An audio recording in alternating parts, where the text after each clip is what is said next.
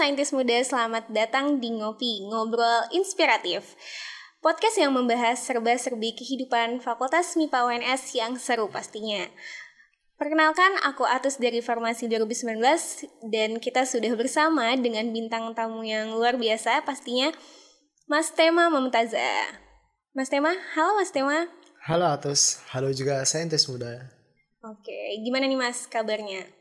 Alhamdulillah baik, sehat, dan selalu berbahagia. Amin, semoga selalu berbahagia ya Mas. Amin. Gimana nih kalau Atus kabarnya? Alhamdulillah aku juga sehat. Alhamdulillah. Baik. Oke Mas, ngomong-ngomong gimana nih Mas Tema, kesibukannya apa aja nih akhir-akhir ini? Untuk akhir ini karena ini kan lagi libur semester ya, jadi untuk perkuliahan alhamdulillah tidak ada agenda, libur saja, paling yaitu di BEM, sama mungkin persiapan untuk magang di bulan depan, dan juga persiapan untuk semester depan sih, karena sudah tahun terakhir ya, persiapan skripsi gitu. Waduh, berat ya Mas. Gimana nih Mas mengarungi organisasi selama pandemi seperti ini? Struggle-nya mungkin atau suka dukanya deh? Oke, untuk organisasi di ketika pandemi ini ya, kan aku sekarang ini di BEM, jadi Presiden BEM FMIPA UNS periode 2021. Ada beberapa tantangan sih, di mana kalau membawa organisasi ketika offline itu mungkin bisa dibilang lebih capek karena ya kita banyak beraktivitas sehari-harinya, beda dengan ketika online nih. Enaknya itu kita bisa menjalankan kegiatan-kegiatan organisasi itu disambi banyak hal, bisa disambi masak, bisa disambi ya mungkin makan dan lain sebagainya.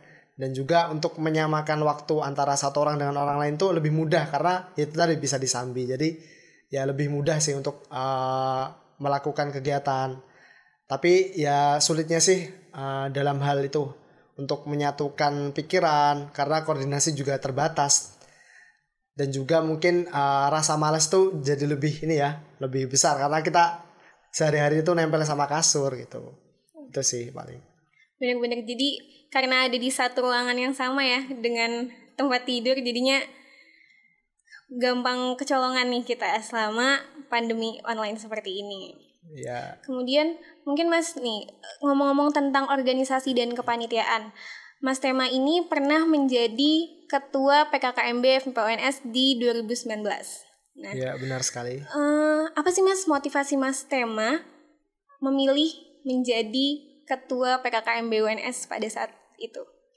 Oke, sebenarnya ada beberapa hal, tapi mungkin aku akan sampaikan satu atau dua hal aja ya. Mengapa aku nih pengen nih jadi panitia PKKMB, terutama menjadi ketua panitia gitu. Yang pertama ini dari moto hidup aku sendiri, sebaik-baik manusia adalah yang bermanfaat bagi orang lain.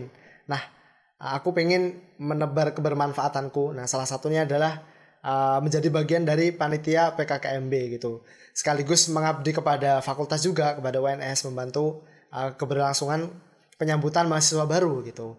Nah, kemudian ada yang kedua adalah atas dasar keresahan yang aku rasakan. Sebenarnya nggak begitu meresahkan sih sebenarnya. Cuma ya aku merasa itu bisa diperbaiki. Yang pertama terkait ini. Jadi aku melihat teman-teman di Fakultas MIPA itu, terutama teman-temanku yang ada di prodi ya, mereka itu ya udah mereka kenalnya dengan teman-teman yang ada di prodi, mereka jarang bermain dengan teman-teman yang ada di prodi yang lain, atau bahkan mereka tidak kenal sama sekali gitu. Dan itu banyak terjadi di teman saya di prodi yang sama gitu. Jadi kemudian aku pengen di PKKMB 2019 itu bagaimana nih caranya biar teman-teman mahasiswa baru tuh mereka kenal dengan teman-teman yang ada di prodi lain. Nah, akhirnya di mana di tahun 2018 ketika aku menjadi mahasiswa baru di situ, pembagian kelompok itu per prodi. Jadi satu prodi itu kan 60 ya. Jadi satu kelompok itu ada 60 orang dan itu satu prodi. Sehingga aku kurang kenal dengan teman-teman yang ada di prodi lain gitu. Nah, untungnya aku ikut organisasi gitu. Jadi aku bisa mengenal teman-teman di prodi lain. Nah, akhirnya aku punya ide di mana pengelompokan itu ya udah dicampur aja satu fakultas, karena ini PKKMB fakultas kan, bukan PKKMB prodi. Ya udah dicampur sehingga di kelompok itu tuh semua prodi yang ada di Fakultas MIPA itu ada dan mereka bisa saling mengenal gitu. Nah, kemudian yang kedua adalah mungkin teman-teman di sini ya jadi mahasiswa baru di sini, Fakultas MIPA ini bukan jadi fakultas pilihan pertama ya. Atau mungkin teman-teman ada juga nih yang terpaksa. Kalau dulu Mbak Otis terpaksa nggak nih? Terpaksa takdir sih. Oke, terpaksa takdir ya. Nah mungkin banyak juga sih teman-teman di Fakultas MIPA ini mengalami hal tersebut gitu. Dan itu berdampak juga buat kita ya sebagai mahasiswa baru itu merasa nggak bangga nih. Fakultas MIPA aku nggak bangga, biasa aja gitu. Mungkin justru sedih gitu kan. Nah itu aku pengen gimana nih biar mahasiswa itu bangga gitu dengan Fakultas MIPA. Nah ketika itu aku melihat ada apa ya istilahnya, ada kesempatan nih sebenarnya bisa sih mahasiswa MIPA tuh dibikin bangga gitu. Nah salah satunya adalah dengan arak-arakan gitu. Kalau ketika aku dulu jadi mahasiswa baru itu ada juga sih arak-arakan tapi sepi gitu, sepi banget. Dan ya udah cuma yel-yel, sepi. Bahkan kan apalagi di MIPA itu kan banyak ceweknya ya, yang cowoknya cuma sedikit. Nah itu tambah sepi lagi itu, pada kalem-kalem gitu. Fakultas paling kalem lah UNS gitu. Nah akhirnya aku menginisiasi arak-arakan yang lebih masif lagi gitu ketika aku menjadi panitia gitu. Dan akhirnya alhamdulillah itu bisa berjalan dengan baik gitu. Dan mendapat apresiasi dari fakultas lain. MIPA keren juga ya gitu. Wah, MIPA bangkit gitu. Jadi dulu kita punya tagline yang namanya MIPA bangkit, dan itu benar-benar bangkit gitu. Dan ya itu sih bisa menambah rasa bangga mahasiswa baru Fakultas MIPA gitu. Tapi honestly ya, dari aku yang peserta 2019 memang terasa sih pas lagi arak-arakan tuh akhirnya aku punya sense of belonging of MIPA itu sendiri gitu, dari MIPA itu sendiri. Tadi udah mungkin tentang motivasi Mas Tema kenapa menjadi Ketua PKKMB FMIPA UNS pada tahun 2019. Mungkin ini Mas, struggle-nya pas lagi jadi ketua panitia itu gimana tuh rasanya memimpin banyak orang seperti itu? Oke, ketika jadi ketua panitia, nah ini merupakan kepanitiaan paling besar yang pernah saya pegang, dimana di situ panitianya sekitar berapa ya? Mungkin hampir 100 ada kali ya, panitia plus SC. Belum lagi pesertanya kan hampir 1000 ya, 900-an, yaitu mahasiswa baru hampir 1000. Nah itu benar-benar kepanitiaan yang paling besar, dan persiapannya itu kan sampai berbulan-bulan gitu. Nah itu luar biasa sih, menjadi rekor buat diri saya sendiri gitu, dan pengalaman yang sangat berharga. Dan sampai sekarang pun saya istilahnya tuh wah keren banget gitu. Terus untuk tantangannya sendiri yaitu mulai dari internal kepanitiaan, di mana di situ kan tiap orang memiliki waktu berbeda-beda, memiliki karakter berbeda-beda, dan gaya yang berbeda-beda. Nah itu menjadi tantangan untuk menyatukan semuanya itu bisa bekerja dengan baik gitu. Jadi bisa memiliki rasa saling memiliki gitu sih. Kalau di dalam kepanitiaan sih yang penting itu ketika rasa kekeluargaan itu sudah terbentuk, insya Allah misal ada guncangan apapun sebesar apapun itu tuh tetap kuat gitu. Nah itu. Kemudian ada juga beberapa hal terkait teknis yang menjadi yang tidak terduga-duga gitu. Mungkin kita sudah merencanakan, ya namanya kepanitiaan kita sudah merencanakan, tapi biasanya di hari-hari itu ya banyak lah ada hal-hal yang tidak sesuai dengan rencana, dan itu biasa. Dan alhamdulillah kita selalu berdoa diberi kemudahan, dan alhamdulillah sama Allah dikasih kemudahan.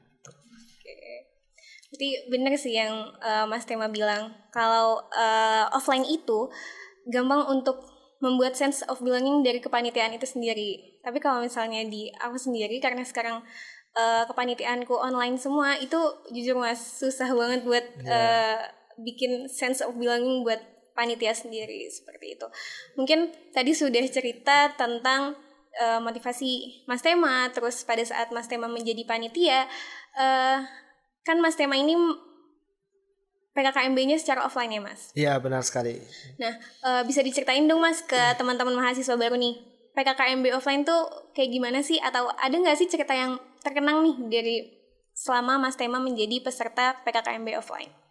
Oke, ada beberapa hal sih yang menurut saya sangat mengenang dan pengen diulangi lagi gitu.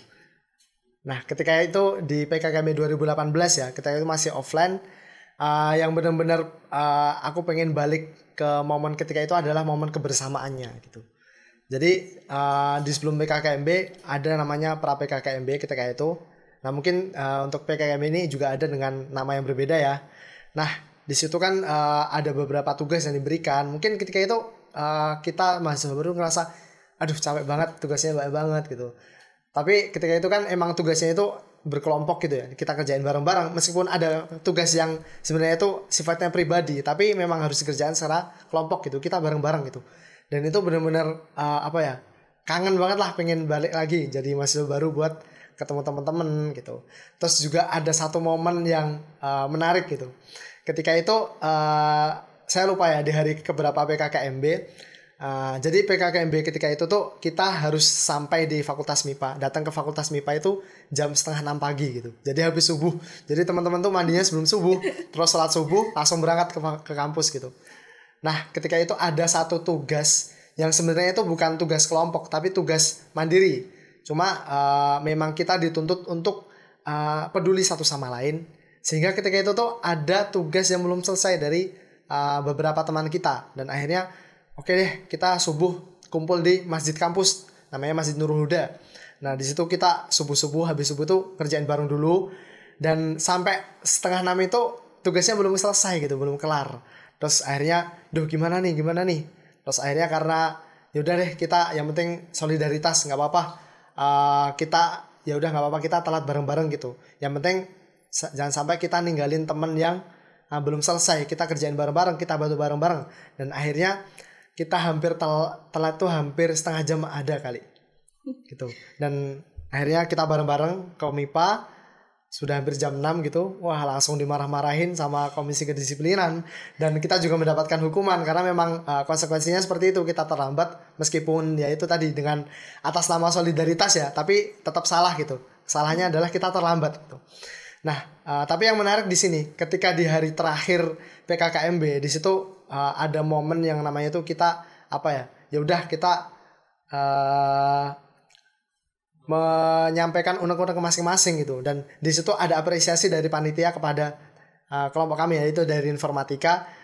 Meskipun kita itu terlambat ya, tapi di situ ada nilai yang benar-benar menjadi hikmah kehidupan kita itu, yaitu adalah yang namanya solidaritas gitu. Jadi kita nggak boleh nih ninggalin temen, kita nggak boleh egois. Kita bareng-bareng, ya udah nggak apa-apa, kita terlambat bareng, kita menerima hukuman bareng, itu yang namanya konsekuensi gitu.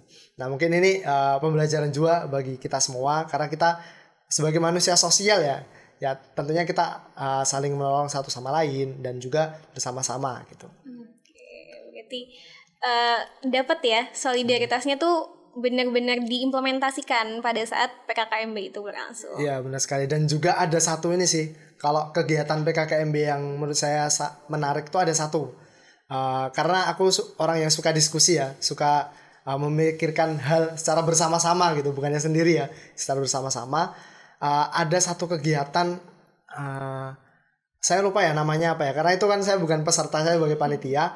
Kalau nggak salah itu public speaking. Nah di public speaking itu ada sesi FGD, Forum Group Discussion gitu. Jadi ada diskusi. Di situ kita diberikan beberapa isu-isu yang ada di sekitar kampus. Nah ketika itu isunya adalah tentang penggusuran gitu di Kampung Kentingan gitu. Nah di situ kita mencari data fakta, berdiskusi bersama bagaimana pro kontranya. Nah kemudian di sesi public speaking kita menyampaikan hasil diskusi itu. Nah di situ teman-teman dari kelompok lain tuh ya udah biasa aja, mereka menyampaikan secara sederhana gitu. Istilahnya ya udah membaca poin-poin dari data fakta tersebut, kemudian hasil diskusi, kesimpulan dan rekomendasi.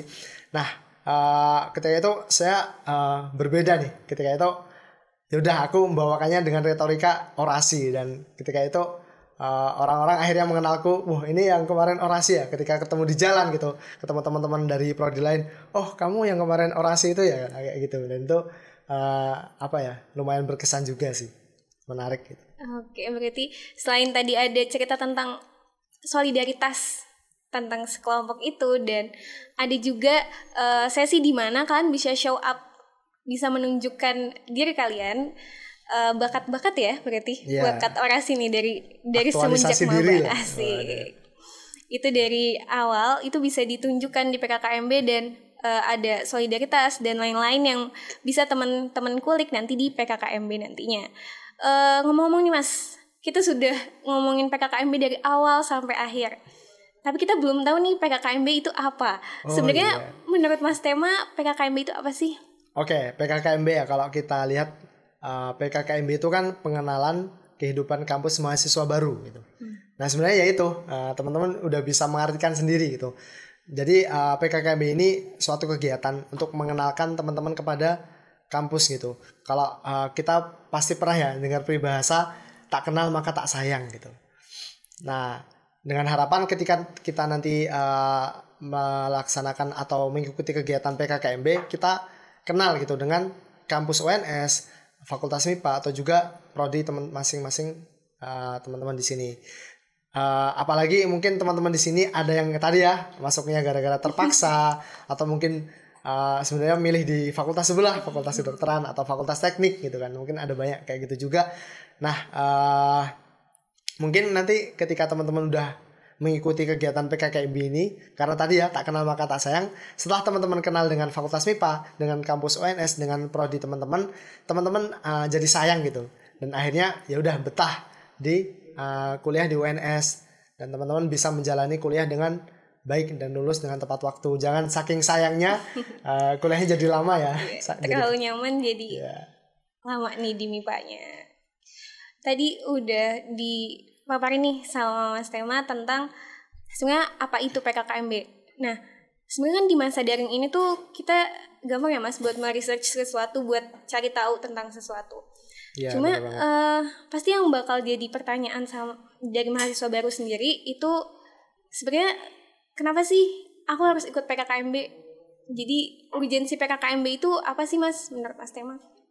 Oke, urgensi dari PKKMB ya. Kenapa aku harus ikut PKKMB gitu? Manfaat dan urgensi gitu ya. Boleh. Oke. Teman-teman tahu tentara gak sih? Nah, tentara ya. Tahu ya, Mbak Atus tahu tentara ya? Tahu dong. Nah, tentara itu ketika berperang, hal yang pertama kali dia lakukan adalah mengetahui medan perangnya gitu. Dengan harapan mereka bisa menyusun strategi, menyiapkan amunisi dan pasukan sesuai dengan medan perang yang ada gitu.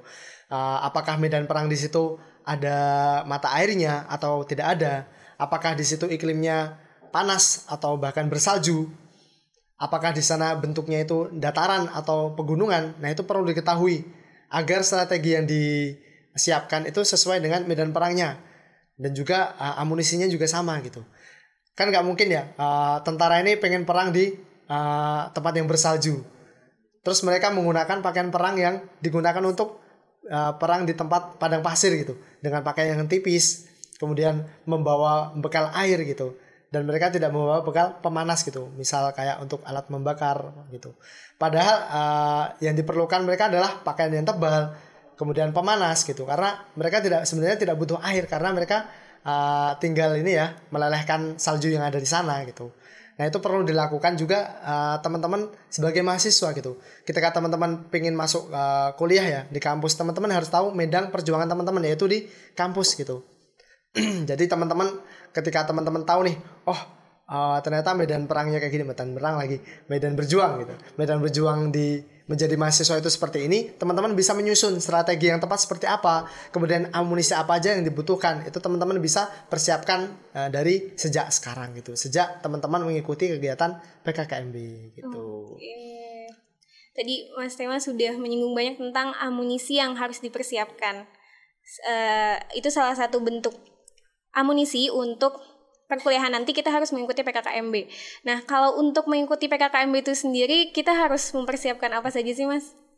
Oke, untuk kegiatan PKKMB sendiri ya, teman-teman yang pertama siapkan sih sederhana sebenarnya sih, niat dan juga semangat gitu. Niat dan juga semangat, niatkan ikhlas gitu, jangan aras-arasan itu apa ya? Malas-malasan gitu. Jadi harus semangat, karena itu tadi teman-teman udah tahu ya urgensi dari PKKMB, manfaat buat teman-teman. Dan juga kemudian yang perlu disiapkan adalah persiapan pribadi teman-teman, mulai dari fisik, kemudian intelektual. Jadi fisik harus sehat, teman-teman jaga kesehatan, karena mungkin di sini sekarang ini banyak ya orang yang sakit ya. Terus kemudian persiapan intelektual juga teman-teman persiapkan untuk fokus mengikuti kegiatan PKKMB, serap segala ilmu yang ada agar teman-teman siap untuk menghadapi dunia perkuliahan. Kemudian amunisinya sih ya itu tadi kayak kuota dan juga mungkin catatan gitu buat mencatat gitu. Oke, berarti sederhana ya teman-teman buat mengikuti PKKMB ini didasari oleh 2, niat dan semangat. Oke, tadi sudah berbicara tentang apa yang dipersiapkan untuk PKKMB nanti. Sebenarnya Mas, nggak akhir-akhir ini sih, mungkin ini sempat viral juga kemarin. PKKMB itu kan salah satu jenis ospek kampus. Nah, ospek kampus itu biasanya identik dengan perpeloncoan. Biasanya di beberapa tempat itu ada yang mengaitkan hal tersebut. Nah, kira-kira nih, menurut Mas Tema, selama Mas Tema menjalani, berarti tadi sudah ada 3 fase ya Mas, menjadi peserta, panitia, dan sudah menjadi ketua PKKMB FMIPA UNS itu sendiri. Isu tersebut itu benar nggak sih Mas? Oke, menurut pengalaman saya ya berarti ya, karena dulu jadi mahasiswa baru, kemudian pernah juga menjadi panitia, dan sekarang istilahnya mengawasi gitu keberjalanan panitia dan juga PKKMB. Sejauh ini yang aku alami sih nggak ada ya. Sebenarnya apa sih perpeloncoan gitu? Kalau setahu saya ya, pelonco itu bahasa Jawa, pelonco itu botak gitu. Jadi mungkin perpeloncoan yang dimaksud adalah pembotakan gitu ya. Dan itu nggak terjadi gitu. Tapi emang setelah berkembangnya zaman, perpeloncoan di sini diartikan sebagai mungkin kekerasan gitu. Ada kekerasan fisik atau dan juga yang lainnya yang melanggar hak asasi manusia gitu. Dan itu selama ini yang aku alami sih nggak terjadi gitu. Nah mungkin teman-teman nanti bakal ngerasa sih, wah kok tugasnya banyak banget. Nah itu bukan perpeloncoan, masa wah tugasnya banyak banget aku sedang dipelonco, kan nggak ya? Nggak ya, karena mungkin coba deh teman-teman mungkin punya kakak kelas yang kuliah juga, coba tanya, Mbak, Mas, kuliah sama ospek tuh berat mana sih? Mesti jawabnya berat kuliah gitu. Jadi ospek itu atau PKKMB itu awal kehidupan kampus. Emang kehidupan kampus itu berat gitu, tugasnya banyak, belum lagi dosen-dosennya juga ada yang bermacam-macam ya karakternya ya. Nah kayak gitu. Jadi ospek ini sebagai miniatur kita berkuliah gitu. Jadi kalau misalnya teman-teman ngerasa banyak tugas, ya itu sabar aja dijalani, dikerjakan dengan sebaik mungkin gitu. Oke, berarti teman-teman gak usah khawatir ya tentang adanya isu perpeloncoan di ospek kampus, karena seperti yang Mas Tama bilang, Mas Tama sudah pernah menjadi peserta, panitia, serta sudah pernah menjadi ketua PKKMB FMIPA UNS itu sendiri dan tidak pernah mengalami hal tersebut. Jadi tenang saja teman-teman. Tapi kalau semisal ada tugas, ya dikerjakan saja. Seperti itu.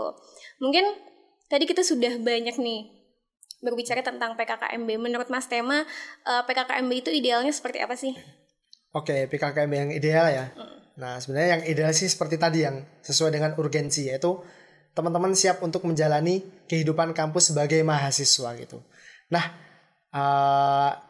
ya itu tadi. Jadi PKKMB yang ideal itu dia bisa merubah nih, mentransformasikan teman-teman yang sebelumnya itu sebagai siswa menjadi seorang mahasiswa. Jadi siap untuk melakukan atau melaksanakan atau menjalani dunia perkuliahan gitu. Nah, itu adalah PKKMB yang menurut saya ideal gitu. Nah, jadi perlu diketahui juga sebenarnya mahasiswa itu apa sih gitu. Nah teman-teman bisa sih cari tahu, tapi aku kasih tahu sedikit deh tentang fungsi mahasiswa ya.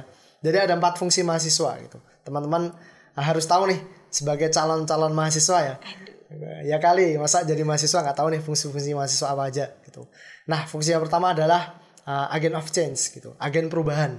Jadi kita itu diharapkan oleh seluruh masyarakat yang di Indonesia itu sebagai agen-agen perubahan atau enggak perubahan menuju perubahan yang baik bagi Indonesia gitu. Nah kemudian yang kedua adalah social control gitu. Jadi kita sebagai pengontrol sosial masyarakat yang ada di Indonesia agar kehidupan sosial yang ada di Indonesia ini tetap berjalan dengan baik atau bahkan lebih baik dari hari-hari sebelumnya gitu. Nah mungkin teman-teman tahu ya atau teman-teman melihat deh ketika teman-teman tuh masih kecil atau mungkin masih SMA deh sekarang ya, atau udah lulus lah, mahasiswa itu identik dengan turun ke jalan, melakukan aksi, melakukan demo. Nah itu sebagai salah satu fungsi mahasiswa tadi, yaitu agent of change dan juga social control gitu. Jadi mengontrol sosial, mengontrol pemerintahan dan juga lain sebagainya gitu. Nah, kemudian fungsi yang ketiga ya, itu adalah yang ketiga tuh iron stock gitu. Iron stock yaitu kita sebagai aset yang berharga bagi kehidupan Indonesia ke depannya gitu. Jadi kita digantung-gantungkan sebagai orang-orang pengganti orang-orang yang sekarang ini apa ya istilahnya ya, berpengaruh baik di Indonesia gitu. Nah, itu yang ketiga. Kemudian yang keempat adalah apa Mbak Atus ada ingat? Ini mungkin moral.